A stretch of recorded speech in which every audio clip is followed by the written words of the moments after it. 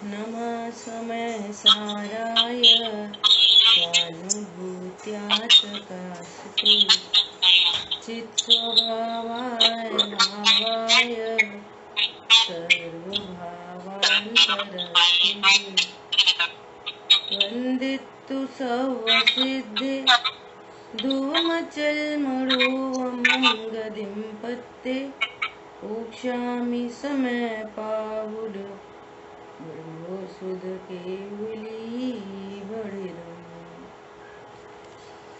समय सारजी ग्रंथाधिराज और आश्रम अधिकार पर अपनी चर्चा चल रही है। प्रथम दो गाथाओं के बाद अब आश्रम अधिकार की तीसरी नंबर की गाथा 166। आश्रम कितने प्रकार के होते हैं, आश्रम क्या हैं, इनकी संक्षिप्त चर्चा करते हुए नवीन बंध का कारण क्या है, इसकी अपनी चर्चा चली।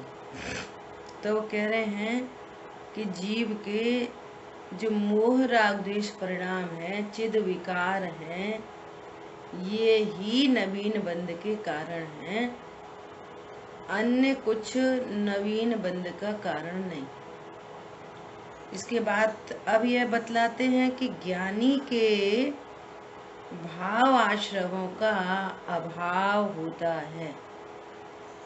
तो ज्ञानी किसे कहना कि ज्ञानी अर्थात जिसके ज्ञान में जो वस्तु स्वरूप है वो वस्तु स्वरूप उसके ज्ञान में आया है। भेद विज्ञान की 3 परिभाषाएं देखो। वस्तु स्वरूप का यथार्थ ज्ञान, रहस्य का विशेष ज्ञान, और जिस ज्ञान में मैं ज्ञायक हूँ, ऐसा ग्रहण हुआ, ऐसा जाना गया, वो भेद विज्ञान है, वो ज्ञानी है। समझ आ रही बात? कौन दोहराएगा भेद ज्ञान की 3 परिभाषाएं एकदम क्रम से? वस्तु स्वरूप का यथार्थ ज्ञान, रहस्य का विशेष ज्ञान, और जिस ज्ञान में मैं ज्ञायक हूँ ऐसा ज्ञान भेद विज्ञान कहलाता है। बहुत बढ़िया। और कौन बोलेगा?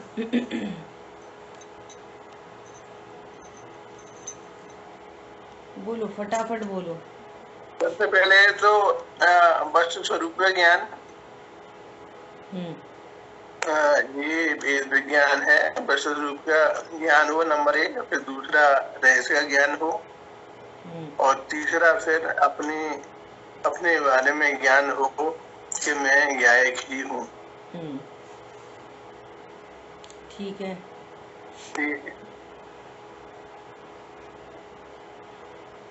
वस्तु स्वरूप का ज्ञान, रहस्य का विशेष ज्ञान, और ऐसा ज्ञान जिसमें मैं आत्मा हूँ ऐसा ऐसा जाना गया, ऐसा ग्रहण किया, ऐसा जाना गया। क्या जाना गया? कि मैं ज्ञायक हूँ।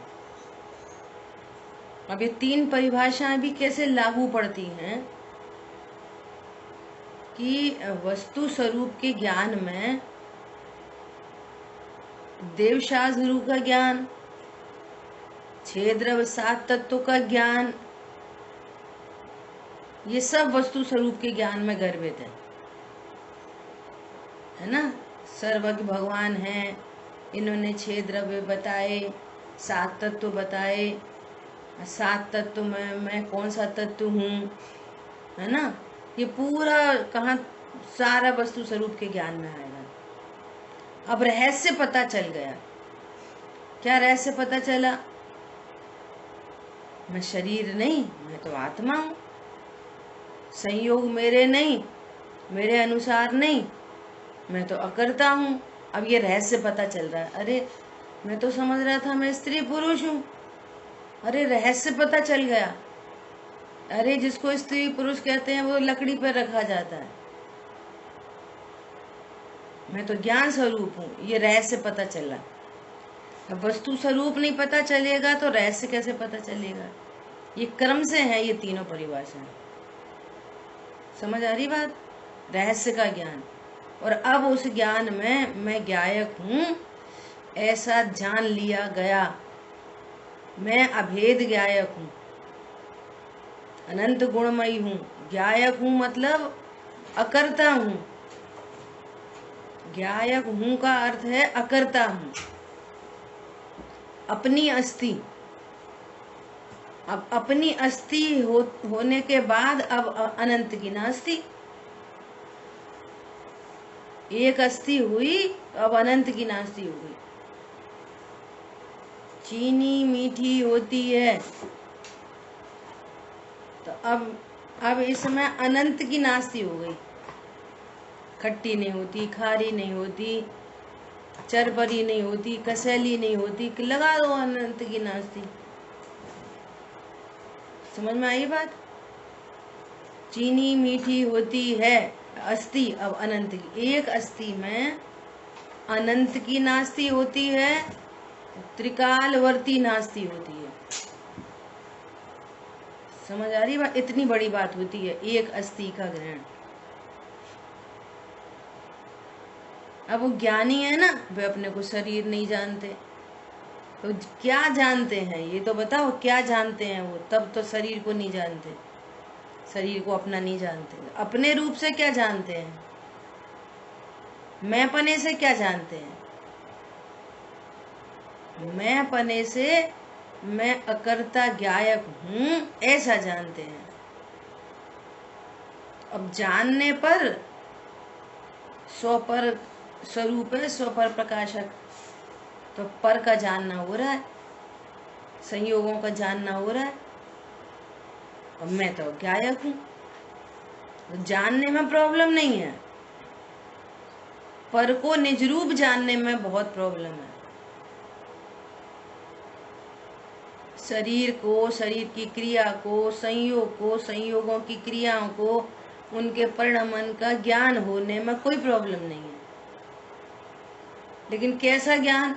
ये मेरे हैं, ये अच्छे हैं, ये बुरे हैं, ऐसा अज्ञान है ना, ये दुखदाई है। इससे राग द्वेष उत्पन्न होते हैं और अनंत कर्मों का बंध होता है। समझ आ रही बात? क्या बोल रहे हैं? देखो, सबसे टीका की सबसे लास्ट लाइन में क्या लिखा था, कल अपन ने पढ़ा, सदा अकर्तृत्व होने से नवीन कर्मों को न बांधता हुआ। सदा अकर्तृत्व, शरीर की क्रिया चल रही है और यहाँ ज्ञान में सदा अकर्तृत्व। पहले मैं समझता था कि देह की क्रिया मैं करता हूँ, मैं चलता हूँ, मैं उठता हूँ, मैं बैठता हूँ, मैं बोलता हूँ, है ना। सदा अकर्तृत्व होने से अपने ज्ञाता स्वरूप का अनुभवन किया है, इसका निर्णय किया है। सदा अकर्तृत्व होने से नवीन कर्मों को न बांधता हुआ, सत्ता में रहे हुए पूर्वबद्ध कर्मों को स्वयं ज्ञान स्वभाववान होने से मात्र जानता ही है। जो सत्ता में कर्म पड़े हैं, अघाती कर्म पड़े हैं, उनके उदय में तरह तरह की कंडीशन बनेगी। घाती कर्म में भी अभी ज्ञानावर्णी, दर्शनावर्णी, मोहिनी में अप्रत्याख्यान, प्रत्याख्यान, संजुलन, ये कर्म बने हैं, इनके उदय आ रहे हैं, है ना। परिणाम हो रहे हैं, खाने पीने, उठने बैठने, पूजा पाठ, स्वाध्याय, अप्रत्याख्यान संबंधी परिणाम हो रहे हैं। लेकिन मैं पना कहाँ हो गया? मैं तो ज्ञायक हूँ, परिणाम का ज्ञाता हूँ। जो परिणाम उत्पन्न हो रहे हैं उनका ज्ञाता हूँ, करता नहीं। पर द्रव्यों का, पर पर्यायों का अकर्तृत्व प्रकट हो गया। ये परिणाम हमने करे, हम बहुत अच्छे परिणाम है हमारे तो परिणाम बिगड़ गए। मैं तो अकर्ता हूँ, ये परिणाम का ज्ञाता हूँ। समझ आ गई बात? स्वयं ज्ञान स्वभाववान होने से मात्र जानता ही है ज्ञानी का ज्ञान ही स्वभाव है, कर्तृत्व नहीं। ज्ञानी का ज्ञान स्वभाव है, कर्तृत्व नहीं। कर्तापना मिट गया।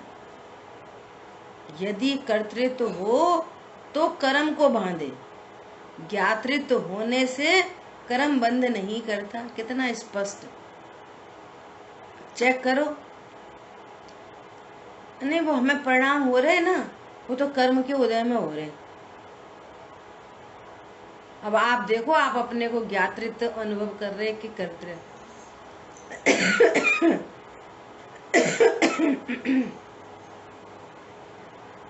हमारे तो परिणाम उदय में हो रहे, परिणाम तो उदय में हो रहे, परंतु आप अपने को ज्ञाता अनुभव करते हो। ज्ञाता का निर्णय है कि कर्ता का निर्णय है। आपको समझ आ रही बात? यहाँ अस्थि चाहिए, अस्थि से, ज्ञातृत्व होने से कर्म बंद नहीं करता। अपनी अस्थि, अपनी स्वीकृति से, अपने ज्ञातृत्व से अकर्तृत्व प्रकट होता है। ऐसे काम नहीं चलेगा नास्ती नास्ती से। अपन का नियम, शरीर की क्रिया अपन का करते, अपन का करते, ये परिणाम अपन का करते, अपन न्याय नहीं। वो तो कर्म के उदय में होते। तो आप कौन हो ये बोलो। अच्छा, परद्रव्य कौन है ये बोलो। पत्नी, दुकान, मकान, बच्चे कौन है? मेरे हैं? नहीं। तो जब मेरे नहीं है तो वे इष्ट हैं कि अनिष्ट हैं? परद्रव्य इष्ट है कि अनिष्ट है? और जब ये पता चला कि परद्रव्य इष्ट अनिष्ट नहीं है तो फिर अनंतानुबंधी राग देश उत्पन्न ही नहीं होंगे। राग देश उत्पन्न हो रहे हैं, ये कर्म के उदय में हो रहे हैं। ये तो मैं स्त्री हूँ, मैं पुरुष हूँ, और समझ में आ रहा है? मैं स्त्री हूँ, पुरुष हूँ, किसी का पिता हूँ, किसी का भाई हूँ, किसी की बहन हूँ, किसी की सास हूँ, किसी की अम्मा हूँ, किसी का काका हूँ। और परिणाम कर्म के उदय में हो रहे, और पर पदार्थ इष्ट अनिष्ट भाषित हो रहे। लगाओ, तीनों परिभाषा नहीं घटेंगी। वस्तु स्वरूप का ज्ञान कहाँ हुआ? रहस्य का ज्ञान कहाँ हुआ? ज्ञान में ज्ञायक का ग्रहण कहाँ हुआ? चेक करो। तैयारी किसकी करनी है? तैयारी इसी की करनी है, ज्ञान में ज्ञायक का ग्रहण। बाहर में कुछ नहीं करना। क्यों? वस्तु स्वरूप ऐसा है कि मैं पर में कुछ कर सकता नहीं, और ज्ञायक भगवान आत्मा सदा विराजमान है, सदा विराजमान है बस। और ज्ञान की पर्याय, जहाँ ज्ञायक है वहीं ज्ञान की पर्याय है, कोई प्रदेश भेद नहीं है। जहाँ चीनी है वहीं मिठास है, जहाँ ज्ञायक है वहीं ज्ञान है। बस ज्ञान अपने को मैं पने से स्वीकार करे, बस इतना बड़ा काम हो जाएगा। भाई यही धर्म है। धर्म प्रकट हो जाएगा परिणति में, रत्नत्रय प्रकट हो जाएंगे, शांति प्रकट हो जाएगी, आनंद प्रकट हो जाएगा, निर्भरता प्रकट हो जाएगी। तुम्हें जो चाहिए सो प्रकट हो जाएगा। जिसके आश्रय से ही प्रगटे सभी पूज्य पद दिव्य ललाम। सब कुछ प्रकट हो जाएगा जो चाहिए। रत्नत्रय तो प्रकट होगा ही। और जितना साथ में अब शुभ राग है, इसके फल में क्या होएगा? बाहर का जो वैभव है ना, जो जगत का वैभव, इंद्रिय सुख जिसको कहा जाता है ना, वो सब भी इन्हीं ज्ञानी धर्मात्माओं को मिलता है। जब तक पूर्ण वीतरागता नहीं होगी तब तक फेवरेबल कंडीशंस में उत्पन्न होगा। मनुष्य हुआ तो भोग भूमि का मनुष्य होएगा, त्रियंच हुआ तो भोग भूमि का त्रियंच होएगा। कदाचित आयु बंध जाए, त्रियंच की ऐसे तो बनती नहीं है। देवगति में जाएगा तो व्यंतर भवनवासी ज्योतिषी में नहीं जाएगा, वैमानिक में जाएगा। समझ में आ रही है? वैमानिक से नीचे उतर के आएगा तो राजा आदि के पद को प्राप्त करेगा, मनुष्य होएगा तो। मतलब मैं आत्मा हूं ऐसा जानने पर क्या नहीं होता, क्या नहीं मिलता? बोलो। यहाँ तो लड़ लड़ के मरे जा रहे, तो वस्तुओं की प्राप्ति नहीं हो रही। हर व्यक्ति चाहता है मैं करोड़पति बन जाऊं, बनने से थोड़ी बन जाते हैं। समझ आ रही बात? सब चाहते हैं शरीर निरोग हो, चाहने से थोड़ी निरोग होता है। इतनी गजब की बात है। आ रही बात ख्याल में? देखो ज्ञानी के अज्ञान में भाव नहीं होते। अज्ञान में भाव क्या है? मैं गायक हूं ऐसा नहीं जानना ही अज्ञान में भाव। बस अस्थि से मैं गायक हूं ऐसा नहीं जानना ही अज्ञान में भाव है। सो ये अज्ञान में भाव नहीं होते। क्या भाव होते हैं? ज्ञान में भाव होते हैं मैं गायक हूं ऐसा ज्ञान है और विश्वास है, और इस ज्ञान विश्वास पूर्वक अपने ज्ञातृत्व का आनंद है। तीनों परिणति घटाओ, किसका आनंद है? ज्ञातृत्व पने का आनंद है। और कर्तृत्व का टेंशन मिट गया। मैं ज्ञाता हूं, मात्र गायक हूं ऐसा ज्ञान विश्वास और गायक पने का आनंद, और टेंशन मिट गई। काय की टेंशन मिट गई? अब ये करना वो करना वो करना वो करना, ऐसा करना वैसा करना, मैं करता हूँ, सही कर लिया मैंने, खराब कर लिया। सर्व कर्तृत्व की टेंशन मिट गई। बोलो।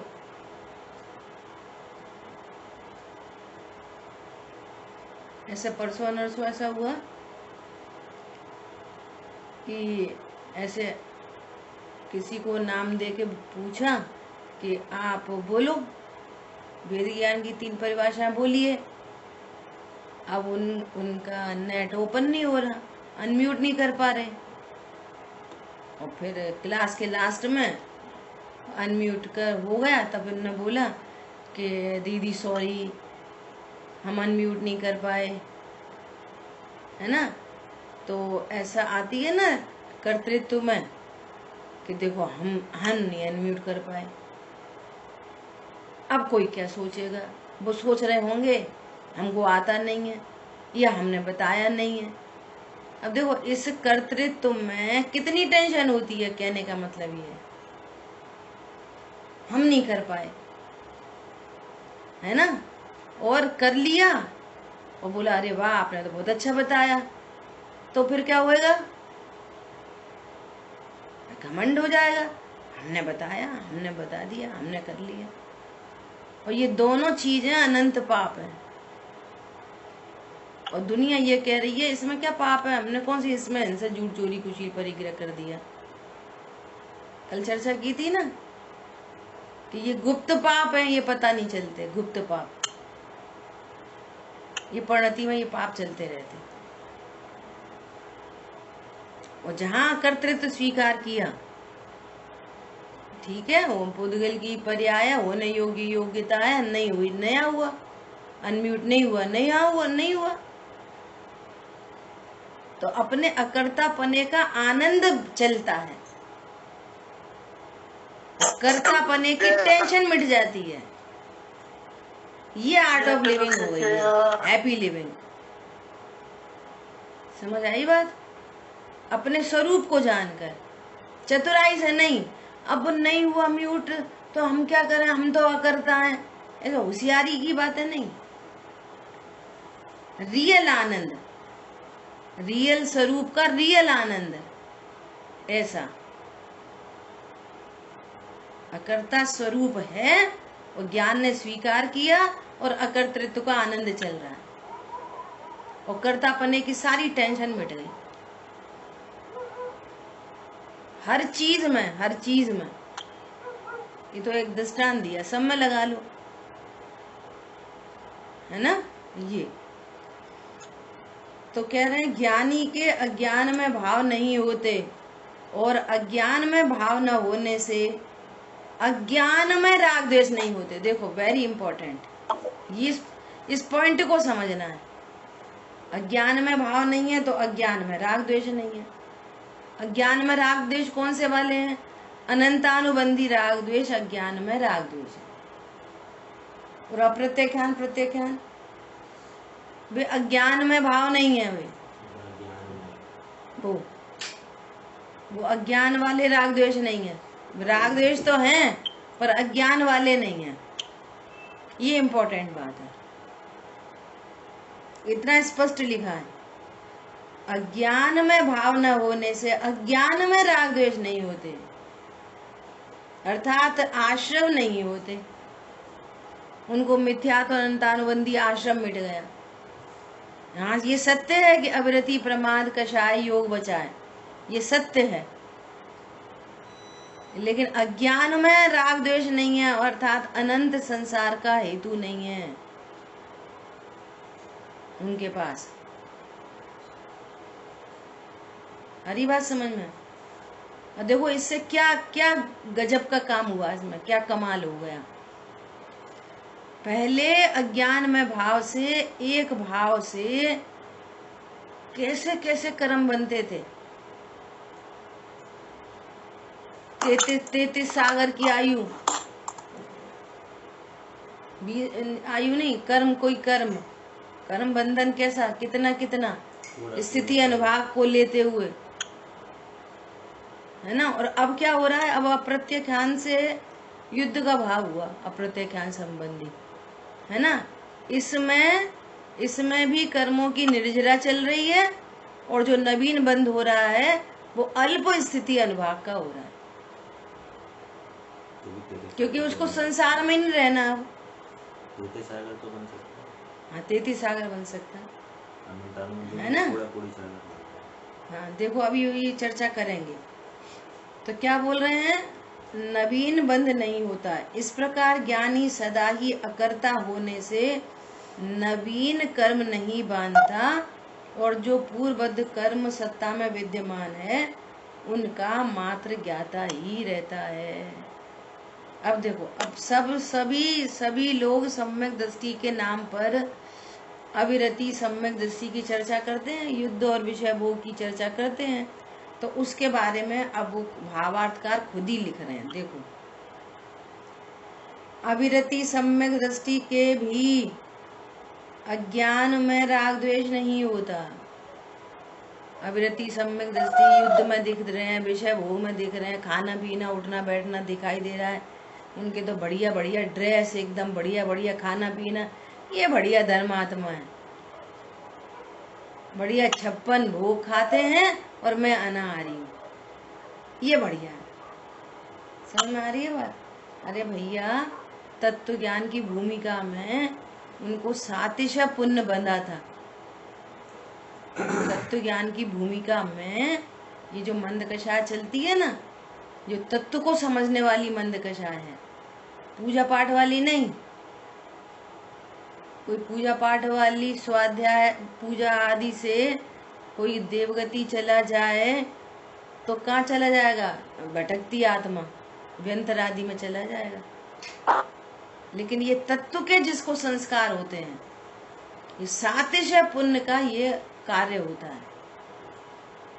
ऊपर के स्वर्गों में जाए, मनुष्य गति में जाए तो राजा आदि के पदों में जाए, है ना, और फिर ऐसे प्रसंग बन जाए। तो भी क्या कह रहे हैं, अज्ञान में राग द्वेष नहीं होता। जो मिथ्यात्व सहित राग आदि होता है वही अज्ञान के पक्ष में माना जाता है। एकदम स्पष्ट, मिथ्यात्व के साथ में जो राग आदि भाव हो रहे हैं, ऐसा जीव अभी जैन कुल को छोड़कर कहीं भी बन सकता है। भालू, हाथी, घोड़ा, मक्खी, मच्छर, नरक, नारकी, देव, मनुष्य, कहीं भी जा सकता है। है ना। तो अभी क्या बोल रहे हैं, अज्ञान के पक्ष नहीं है, सम्यक दृष्टि के सदा ज्ञान में परिणमन ही होता है। उसको चारित्र के मोह के उदय की बलवत्ता से जो राग आदि होते हैं उसका स्वामित्व तो उसको नहीं है। घर मकान बढ़िया बढ़िया बंगले, बंगले क्या उनको क्या बोलेंगे, उनके महल है ना, ऊपर बढ़िया बढ़िया विमान, लेकिन ये विमान मेरा है, कितना अच्छा है, उसका स्वामित्व तो नहीं होता। हमारा घर कितना अच्छा है, स्वामित्व तो नहीं होता। ये पुद्गल इसका स्वामी है। घर का स्वामी कौन है, पुद्गल, मैं उसका स्वामी नहीं। मुझे रजिस्ट्री वजिस्ट्री होती है ना, ये लोक व्यवहार है बस खाली। तो लोक व्यवहार में और भेद विज्ञान में। लोक व्यवहार में चलता है, लेकिन वो अपने को कभी भी इसका स्वामी स्वीकार नहीं करता, देह का स्वामी स्वीकार नहीं करता, देह का स्वामी। देखो कितनी गजब की बात है, सुनना बहुत ध्यान से। कोई मुनिराज हैं, 6वें 7वें गुणस्थान में मुनिराज है ना, और उपशम श्रेणी चढ़ रहे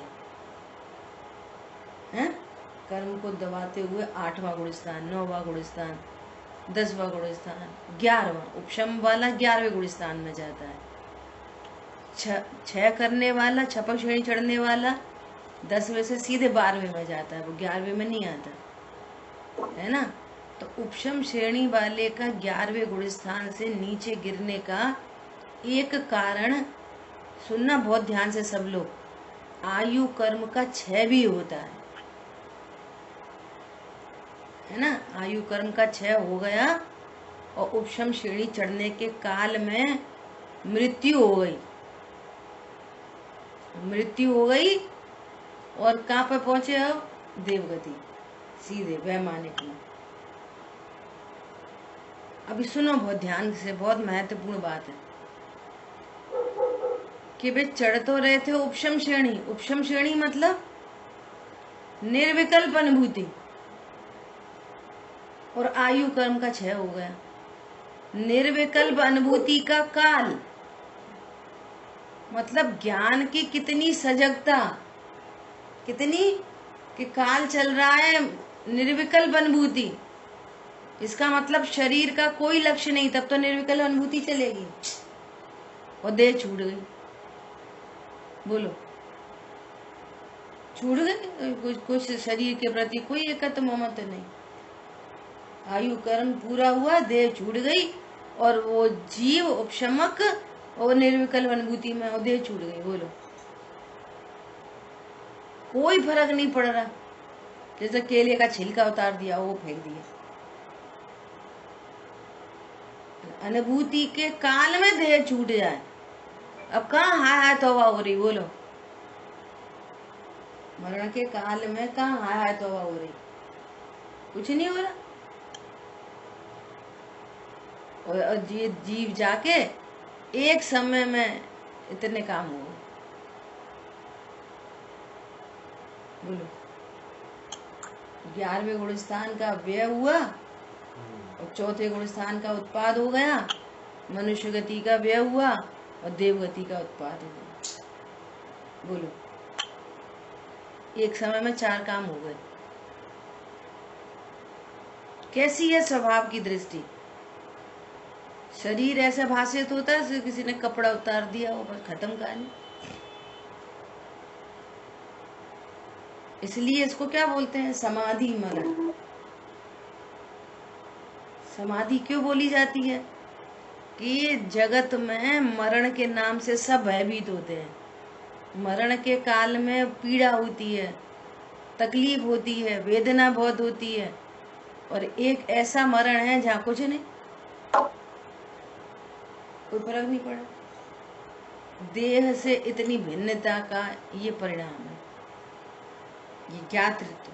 अपना देह को अपना, कहाँ से बात आई है, देह का स्वामी नहीं मानते अपने को। अनंत पुद्गल परमाणु का पिंड है, उसका अपना स्वतंत्र परिणमन है। जब परिणमन होना है हो जाएगा। मैं तो, मेरा परिणमन तो ज्ञाता दृष्टा है, मेरा परिणमन तो मात्र जानना है। अभेद से बोलो तो मेरा परिणमन तो ध्रुव हूं, ध्रुव बना रहता। ठीक है, ऐसा क्या बोल रहे हैं? चारित्र मोह के उदय की बलवत्ता से जो राग आदि होते हैं उसका स्वामित्व तो उनके नहीं है। अपने को राग का स्वामी भी नहीं जानते। ऐसा वह राग आदि को रोग समान जानकर प्रवर्तता है और अपनी शक्ति के अनुसार उन्हें काटता जाता है। देह के रोग को अपना रोग नहीं जानते, वेरी इंपॉर्टेंट। शरीर में कोड़ टपक रहा है, उसको अपना रोग नहीं जानते। शरीर का रोग मेरा रोग नहीं। जैसे अज्ञानी देह के रोग को मिटाना चाहता है और अज्ञान मोह राग द्वेष जो तुम्हारा अपना रोग है उसको मिटाने का कोई उद्यम नहीं है। तुम्हारे को दुख कोड़ से नहीं हो रहा, तुम्हारे को दुख हो रहा है तुम्हारे जीव के रोग से।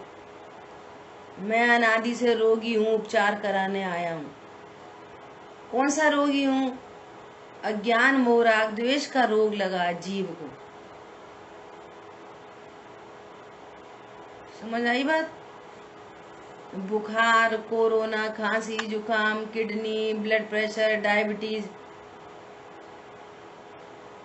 थायराइड, स्किन के रोग, ये जीव के रोग नहीं है।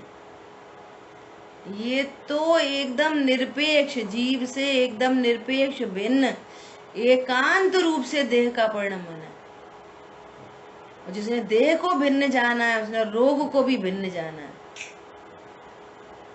मेरा रोग नहीं है ये, और ये मेरे लिए न सुखदाई है न दुखदाई है। शरीर का रोग मेरे लिए दुखकारी नहीं है। शरीर का लक्ष्य होते हुए मैं शरीर हूँ, मुझे रोग हो गया, यहाँ से अज्ञान संबंधी आकुलता दुख उत्पन्न होता है। वेदना उत्पन्न इधर से होती है, अज्ञान मोह राग द्वेष के कारण दुख उत्पन्न होता है। समझ आ रही बात? पेट में दर्द किसी के नहीं होता, सिर में दर्द किसी के नहीं होता। वो तो पेट के और सिर के पुद्गल परमाणुओं का परिणमन है। दर्द चारित्र गुण की विकारी पर्याय है। दुख दर्द चारित्र गुण की विकारी पर्याय में होता है, और उस दुख दर्द को ज्ञान जानता है। तो ज्ञान जान तो रहा है चारित्र गुण की विकारी पर्याय को, और लक्ष्य है पेट का, जो समझ रहा है पेट में दर्द हो रहा है। दर्द पेट में नहीं हो रहा, दर्द पेट में नहीं हो रहा, दर्द सिर में नहीं हो रहा। सिर के पुद्गल परमाणुओं का परिणमन है। चारित्र गुण की विकारी पर्याय में है। हाँ, दुख दर्द चारित्र गुण की विकारी पर्याय है, और उसका कारण अज्ञान मोह है। ये अज्ञान मोह के संबंधी ये विकार है। तो अज्ञान मोह मिटे तो दुख मिट जाए। सो अज्ञान मोह नहीं मिटाना, शरीर का रोग मिटाना है। तो मिटा लो शरीर का रोग, उससे क्या हो रहा है? अज्ञान मोह तो सुरक्षित है। पता नहीं कहाँ किस गति में जाएगा तो कौन से रोग होंगे, क्या होंगे, पता है कुछ? बताओ, त्रिंच गति के जीव है। अब गाड़ी से टकरा गया कुत्ता और टांग टूट गई बेचारे की। अब कौन हॉस्पिटलाइज करे उन्हें? कौन ले जाए? कौन उपचार करे? लंगड़ा के चल रहा तो चल रहा, होल लाइफ, पूरी लाइफ अब वो ऐसी खिचड़ खिचड़ के चल रहा है। गाय भैंसों को कैसे छिल जाते हैं बुरी तरह, ऐसे मक्खी बैठ रही हैं, पूंछ भी नहीं, हाथ भी नहीं है, सो हाथ से हिला सके, पूंछ जहाँ तक पहुँचती है वहां तक हिल जाता है, वहां से मक्खी भग जाती है। अब होल लाइफ ऐसे ही रहना है। कौन उनकी मल्लम पट्टी कर रहा है बोलो? कौन उनको पेन किलर दे रहा है? कौन उनको एंटीबायोटिक दे रहा है बोलो? मनुष्य गति में ही तो ये सुविधा है अकेली, चले जाओ हॉस्पिटल। हॉस्पिटल तो उनके भी हैं, पर कौन पहुंचते हैं? जिनका उदय होगा पुण्य का, वे त्रियंच गति के जीव को कोई ले जाएगा हॉस्पिटल। रेयरिटी है बहुत। अरे चलो इन बड़े बड़े एनिमल को ले जाएगा, ये मक्खी मच्छर को कौन ले जाएगा? टांग टूट गई तो टूट गई, तुम्हारे उंगली पर मच्छर बैठा, तुमने ऐसा कर दिया, बेचारे का एक पंख टूट गया तो टूट गया। देखो देखो रे जीव की विराधना का फल, देखो देखो जीव की विराधना का फल। अपने को जीव नहीं जानने पर ही छल कपट माचारी के भाव होते हैं, हिंसा झूठ चोरी कुशील परिग्रह के परिणाम होते हैं, अन्य जीवों को दुख देने के भाव उत्पन्न होते हैं। वो तो फिर उत्पन्न होते ही हैं, वे तो अज्ञान में भाव। क्या बोल रहे हैं? रोग राग आदि को रोग जानता है,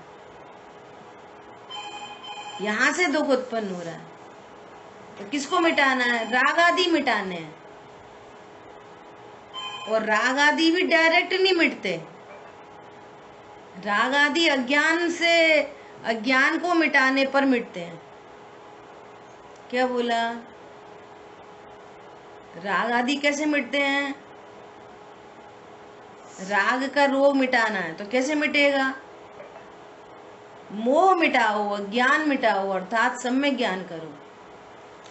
सम्यक ज्ञान से राग मिटता है। हम चुप रहेंगे भाई, हम कोई से नहीं बोलेंगे, हमने एलोपैथी छोड़ दी, होम्योपैथी छोड़ दी, सिम्पैथी छोड़ दी, तो छोड़ ही नहीं है तुमने, उदय में छूट गई है। छोड़ना है तो अज्ञान को छोड़ो। इस विश्व में अज्ञानता का त्याग सर्वोत्कृष्ट त्याग है। हमने वो छोड़ दी, कुतुब मीनार छोड़ दी।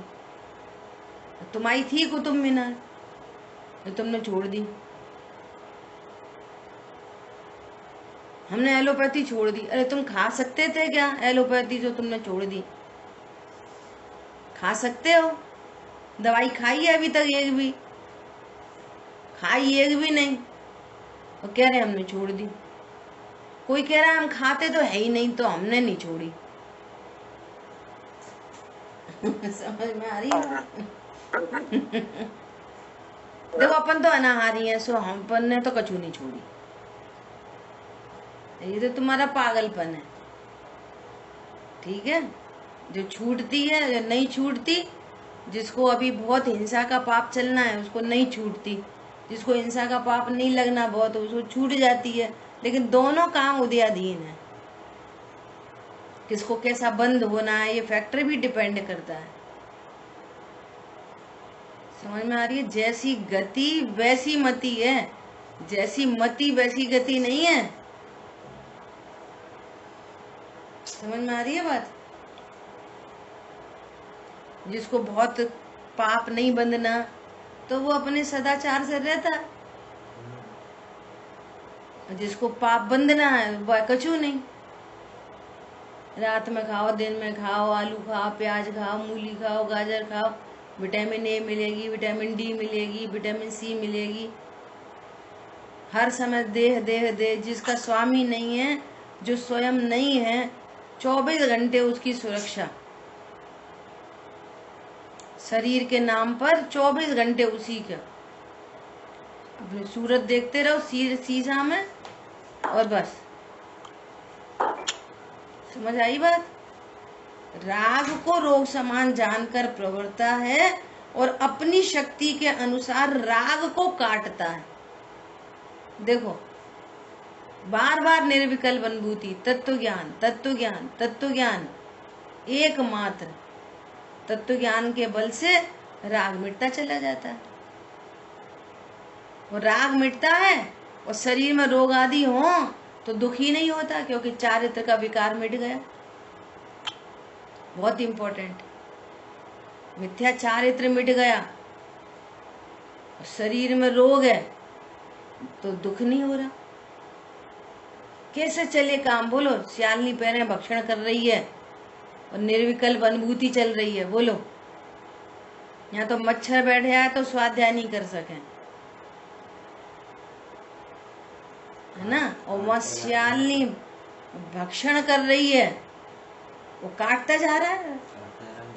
स्वभाव का आश्रय, जितना शक्ति अनुसार जितना स्वभाव का आश्रय कर सकता है उतना स्वभाव का आश्रय होता है और राग टूटता जाता है। सो राग को तोड़ता है, काटता जाता है। सर गुणस्थान में देखो कितने दृष्टांत हैं कि शरीर में श्रीपाल जी को शरीर में कोढ़ हुआ और राजा थे और नगर में बड़े बड़े वैद्य थे, तो किसी वैद्य को बुलवा के कोढ़ सही करना था ना। जंगल में क्यों चले गए? रोग नहीं मिटाना शरीर का, राग मिटाना है। वीतरागता की वृद्धि रख करनी है। समझ आई बात? एक नाम और आता है जिनको रोग हुआ और चक्रवर्ती और कोढ़ हो गया, मुनि धर्म अंगीकार कर लिया, गजब हो गई। शरीर में कोढ़ हुआ और मुनि धर्म अंगीकार कर लिया। 3 कषाय चौकड़ी का अभाव। क्यों भैया? रोग तुमने कोढ़ क्यों नहीं मिटाया? कि वो दुख का हेतु ही नहीं है, उससे दुख हो ही नहीं रहा। उसमें जो समय जाता है वो जरूर दुख का हेतु बने। सही बात है। दुख तो चारित्र के विकार से उत्पन्न हो रहा है। तो अब चारित्र की परिणति मेरी है, उस चारित्र का विकार मिटाना है, राग को मिटाना है, रोग को नहीं। पंडित साहब का स्लोगन है, रोग के काल में होने वाला दुख राग है। रोग के काल में भी दुख राग से होता है, न कि रोग से। क्या बोला? राग से दुख होता है, रोग के काल में दुख राग से होता है, न कि रोग से। ये गजब की बात है। इसलिए दुनिया क्या कर रही है? रोग मिटा रही है, वेद विज्ञान नहीं कर रही। गजब की बात है। इसलिए ज्ञानी के जो राग आदि होते हैं वे विद्यमान होने पर भी अविद्यमान जैसे ही हैं, बोलो। वह आगामी सामान्य संसार का बंध नहीं करता, मात्र अल्प स्थिति अनुभाग वाला बंध करता है। ऐसे अल्प बंध को यहाँ नहीं गिना। द्रव्यान योग में उस मूल में मिथ्यात्व का अभाव कराना इष्ट है आचार्य भगवान को, इसलिए पूरी समय शक्ति उस पर डालते हैं। करणान योग से बात करेंगे तो डॉट टू डॉट एक एक परिणाम के एक एक कर्म बंधन की चर्चा आएगी, है ना। अब देखो करणान योग से भी अपन थोड़ी सी चर्चा करते हैं। देखो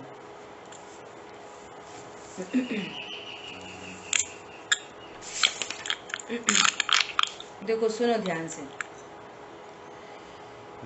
क्या कह रहे हैं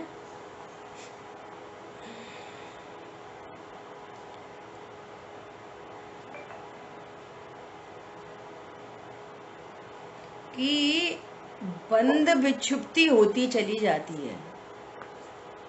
बंध विक्षुप्ति मतलब उस संबंधी अब बंध नहीं होगा, ऐसा। 148 कर्म प्रकृतियां हैं, है ना। ऐसे बोलो, कर्म कितने प्रकार के? 2, घाती और अघाती। अघाती 4 प्रकार के, घाती 4 प्रकार के, और फिर सबका डिवीजन करेंगे तो 148 टाइप की कर्म प्रकृतियां बनती हैं, है ना। अब देखो अभी क्या बोल रहे हैं, इसमें जो सराग सम्यक दृष्टि है उसके गोमट सार कर्म कांड की गाथा 94 के अनुसार प्रथम गुण स्थान में 16, दूसरे गुण स्थान में 25, तीसरे में 0, चौथे में 10, पांचवे में 4, छठवें गुण स्थान में 6, सातवें गुण स्थान में 9, आठवें गुण स्थान के प्रथम भाग में 2, छठे गुण स्थान में 30, सातवें गुण स्थान में 4, छठे भाग, आठवें छठे गुण भाग, के छठे भाग में। हाँ, और 9वें गुण स्थान में 5, 10वें गुण स्थान में 16, 13वें गुण स्थान में 1 प्रकृति की बंध विक्षुप्ति होती है इत्यादि। बंध त्रिभंगी में बताए हुए बंध विच्छेद के क्रम से देखें तो इस चतुर्थ गुण स्थान वर्ती, अब सुनना ध्यान से, चतुर्थ गुण स्थान वर्ती अविरति सम्यक दृष्टि को प्रथम गुण स्थान वर्ती मिथ्या दृष्टि की अपेक्षा 43 प्रकृतियों का बंध नहीं होता। पहला गुण स्थान वर्ती जीव भोजन की क्रिया चल रही है, एकदम शुद्ध भोजन, सब अटपैरा, एकदम कुएं का पानी वगैरह वगैरह, और एक सम्यक दृष्टि जीव है, उसको भी वही सेम टू सेम भोजन की क्रिया हो रही है, उसको भी बहुत तेज भूख लग रही है, इसको भी बहुत तेज भूख लग रही है ना। अभी क्या कह रहे हैं, एक ही जैसी क्रिया होने पर भी मिथ्या दृष्टि जीव को सर्व कर्म प्रकृतियों का बंध हो रहा है, और सम्यक दृष्टि उसकी थाली में 56 भोग हैं, और जे कदाचित रूखी रोटी खाता होए तो भी उसको 43 कर्म प्रकृतियों का बंध नहीं हो रहा। वेरी इंपॉर्टेंट, समझ में आ गई बात। अब कुछ प्रकृतियां इनमें मिथ्यात्व संबंधी हैं और कुछ प्रकृतियां अनंत अनुबंधी संबंधी हैं। मेरे ख्याल से 16 और 16 और 25, 16 और 25 तो 41 ही तो हुई।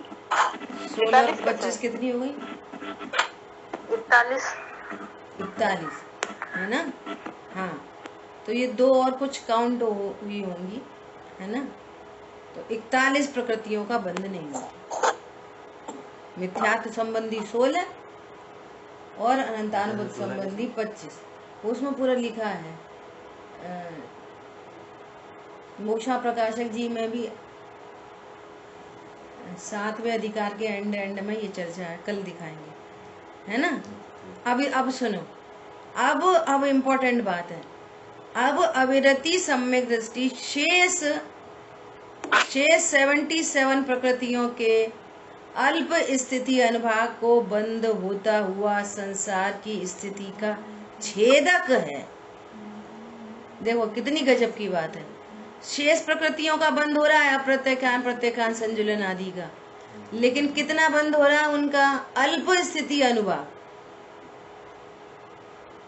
अल्प स्थिति। तद्भव मोक्षगामी है तो कोड़ा कोड़ी का बंद कुछ तो होएगा ही नहीं, सागरों का बंद होगा ही नहीं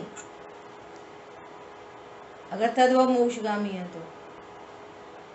अंतर्मूर्त में मोक्ष जाने वाला है तो अंतर्मूर्त की स्थिति का ही बंद होएगा। 48 मिनट का बंद हो रहा है, और कम होते होते होते होते वो तद्भव मोक्षगामी। अगर मान लिया उसकी आयु 10-20 साल की है तो 10-20 साल का ही बंद होएगा बस। अब विचार करो, अब खड़ा करो आप किनको? रामचंद्र जी को। युद्ध का मैदान चल रहा है, इतने जीवों का घात हो रहा है, सब हो रहा है, और बंद कितना हो रहा है? मान लिया युद्ध के मैदान के बाद वो समझो 20 साल रहे तो 20 साल की स्थिति अनुभाग बंद हो रहा है। समझ आ रही बात? भरत चक्रवर्ती, इन लोगों की आयु तो बहुत बड़ी बड़ी थी, तो उतना ही बंद हो रहा है बस, अगले भव का बंद ही नहीं होएगा। युद्ध होने पर भी नेक्स्ट भव का बंद नहीं होगा, तद्भव मोक्षगामी है। विचार करो।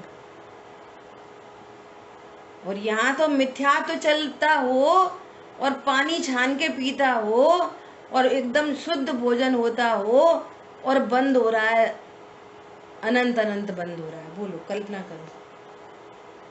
इसलिए मोक्ष मार्ग भेद विज्ञान से चलता है, न कि क्रिया परिणाम से। और दुनिया क्रिया परिणाम देखती है।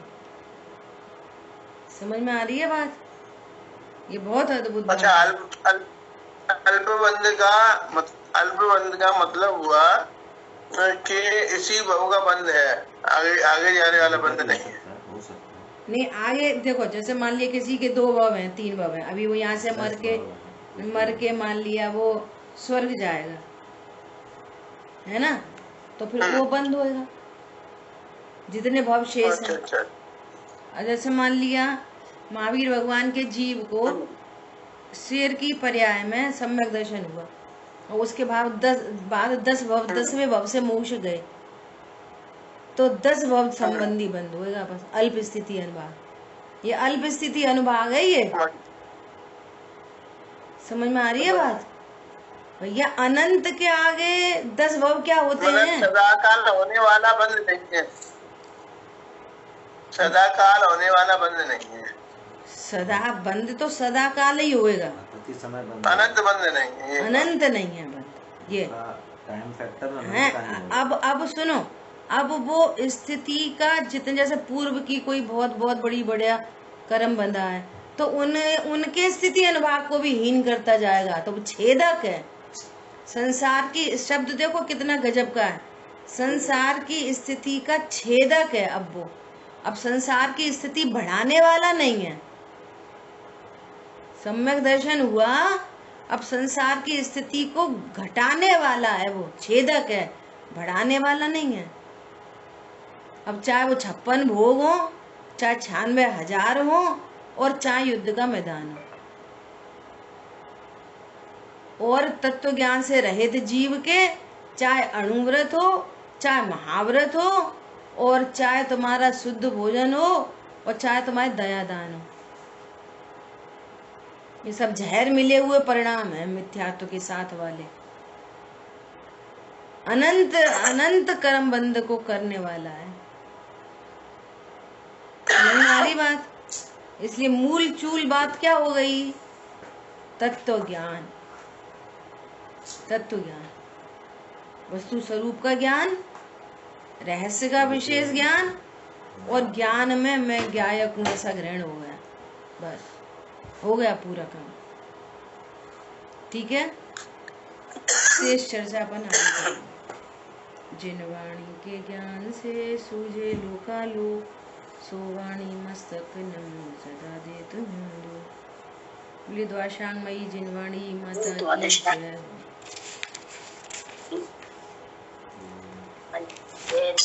अरे इस पर लेजर चली गई। यहाँ पे लिखा है, चौथे गुण स्थान में जिन प्रकृतियों का बंध नहीं होता, वे प्रकृतियां ही मूलतः अनंत बंध का कारण है।